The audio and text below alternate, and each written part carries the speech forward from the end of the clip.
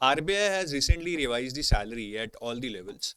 तो इस वीडियो में हम यही डिस्कस करने वाले हैं कि बी और ए लेवल पे अब क्या सैलरी है, दोनों में क्या डिफरेंस है, सैलरी का जो इंक्रीज हुआ है वो क्या सिर्फ बेसिक में हुआ है या अलाउंसेस में भी हुआ है। ये सारी चीज़ें हम डिस्कस करेंगे। This video is only for informational purpose, क्योंकि बहुत सारे लोग जो तैयारी कर रहे हैं वो क्यूरियस होते हैं जानने के लिए कि हमें आरबीआई में जाने के बाद कितनी सैलरी मिलेगी। दो I still think that they should concentrate on their studies, because selection होगा तभी ये मिलेगा, और अगर ये 5 7 10 हज़ार इधर उधर होगा तब भी चलेगा, लेकिन सिलेक्शन लेना ज़्यादा इंपॉर्टेंट है। तो अगर आप तैयारी कर रहे हैं तो may be you can take it as a dose of motivation, but अपनी तैयारी पर फोकस रखिएगा। शुरू करने से पहले I would also like to tell you about our free course for RBI grade A/B। तो अगर आप आरबीआई की तैयारी शुरू कर रहे हैं and you need a lot of information, या you are unclear about certain things के यार एग्जैक्ट एलिजिबिलिटी क्या है, क्या डिस्टेंस एजुकेशन से एलिजिबल हो सकते हैं, रिलैक्सेशन किस किस केस में मिलता है, एग्जैक्ट पैटर्न क्या है, वैकेंसीज का क्या ट्रेंड्स रहा है, तो ये सारा हम ये फ्री कोर्स में बताएंगे। Then previous year questions of all the components along with solutions for past 4 years will be given in this free course, जिससे आपको काफ़ी आइडिया लग जाएगा कि इस पेपर का लेवल क्या है, किस टाइप के क्वेश्चंस आते हैं, कैसे तैयारी करने हैं। और अगर आप स्पेसिफिक कंपोनेंट जैसे क्वांट एंड रीजनिंग के लिए कुछ स्ट्रैटेजी ओरिएंटेशन चाहते हैं, that how this quant and reasoning in RBI is different from quant and reasoning that comes in your banking exams or from CSAT, इसके लिए कौन सी किताबें पढ़नी है, किस लेवल के क्वेश्चंस आते हैं।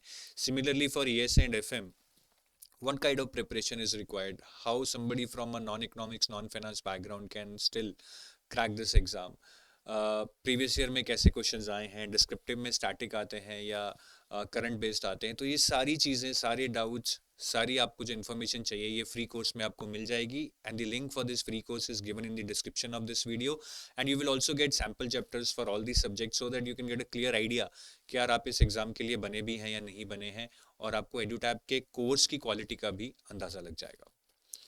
अब आरबीआई ग्रेड बी की पहले बात करेंगे रिवाइज सैलरी की, फिर ए के ऊपर आएंगे।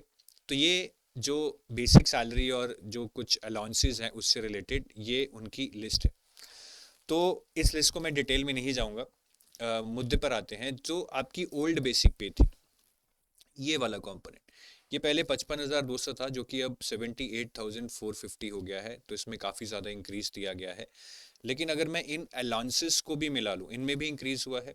तो अगर ओल्ड बेसिक पे प्लस ओल्ड अलाउंसेस को देखा जाए तो अप्रॉक्स 1,35,000 पर मंथ होता था पहले। अब न्यू बेसिक पे plus new allowances approximately 1,60,000 per month होगा। अब इसमें HRA इंक्लूडेड नहीं है। मंथली अलाउंसेस जो अलग होते हैं जैसे कि Sodexo, internet, made coupon, petrol allowance, वो भी इसमें इंक्लूडेड नहीं है। और ईयरली अलाउंस जैसे कि फर्नीचर अलाउंस, स्पेक्टिकल अलाउंस, वो भी इसमें इंक्लूडेड नहीं है। ये सेपरेट है, इनके बारे में आगे बताऊंगा।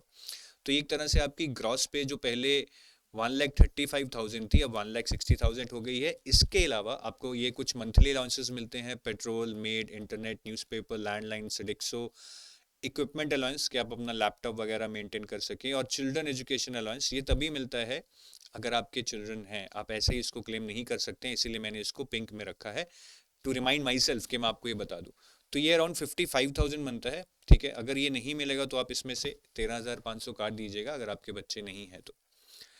HRA अराउंड 75,000 तक होता है in cities like Mumbai, but this is only valid if you have not taken RBI accommodation. और अगर आप खुद का अकोमोडेशन ले रहे हैं तो ये लैंडलॉर्ड को जाता है based upon what is your lease amount. अगर आपका लीज अमाउंट 50,000 का है तो अप टू 50,000 ही मिलेगा। 75,000 इज द मैक्सिमम लिमिट।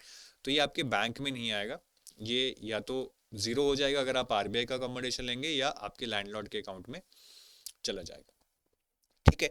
तो ये मंथली अलाउंसेस हो गए जी, ये आपके एचआरए हो गया। इसके अलावा there are some yearly allowances like book grant allowance, medical, आप डिक्लेयर कर सकते हैं कि आपका मेडिकल पे इतना खर्चा हुआ है। Brief case allowance, furniture allowance 5 साल में एक बार मिलता है 3.25 लाख। आप divided this by 5 to reach a figure of 65,000। Spectacle allowances 15,000। Again this would be valid only if you wear spectacles. अगर आपके स्पेक्टिकल्स नहीं है so it would not be like no you should be claiming this. फिर leave travel allowance होते हैं जी 1,24,000। Book grant 8,000। तो ये total मिला के ईयरली अराउंड 2,30,000 बन जाता है। सो आपको 1,60,000 ये वाला फिगर हो गया जो आपको मिलना चाहिए। 50,000 के करीब ये हो गया।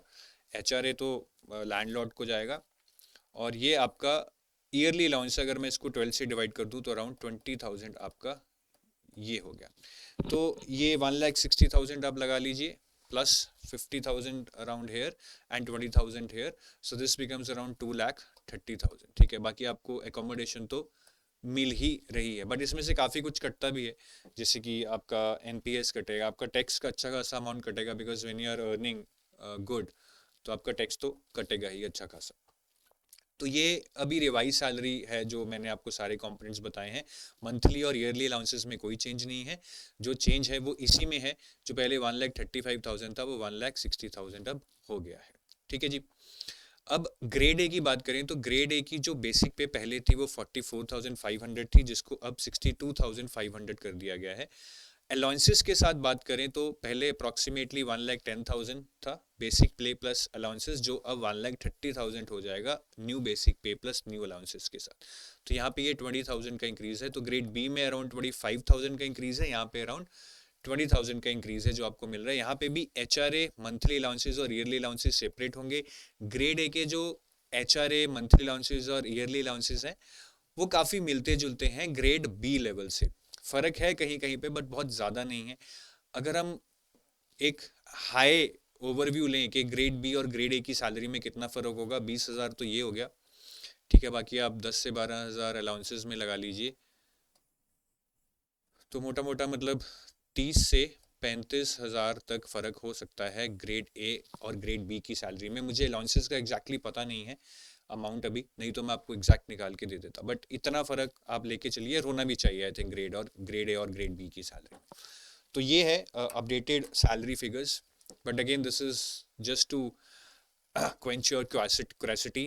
क्यूरियोसिटी को अब साइड में रख के अगर हम पढ़ाई पे फोकस करेंगे तो ज़्यादा अच्छा होगा हमारे लिए। ठीक है, क्योंकि ये क्यूरियोसिटी तो चलती रहेगी, अगले साल फिर रिवाइज होगा, कभी अलाउंसेस रिवाइज होंगे, कभी कुछ रिवाइज होता है। और मैं जाते जाते आपको अपने कोर्सेज के बारे में बता देता हूँ। तो if you are looking for assisted preparation, you can go to our website, जहाँ पे आरबीआई ग्रेड बी के कोर्सेज आप देख सकते हैं।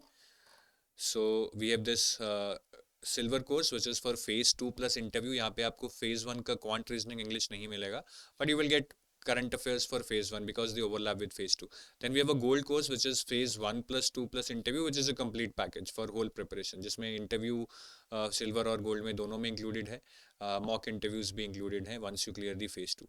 बाकी टेस्ट सीरीज है आपका phase 1 plus 2 in case you are doing self preparation and you are looking for some chapter wise test, full length mock test and descriptive evaluation which is also part of this. It can be helpful for you. So with this I take your leave. Thank you. ठीक है जी, have a nice day and keep working hard.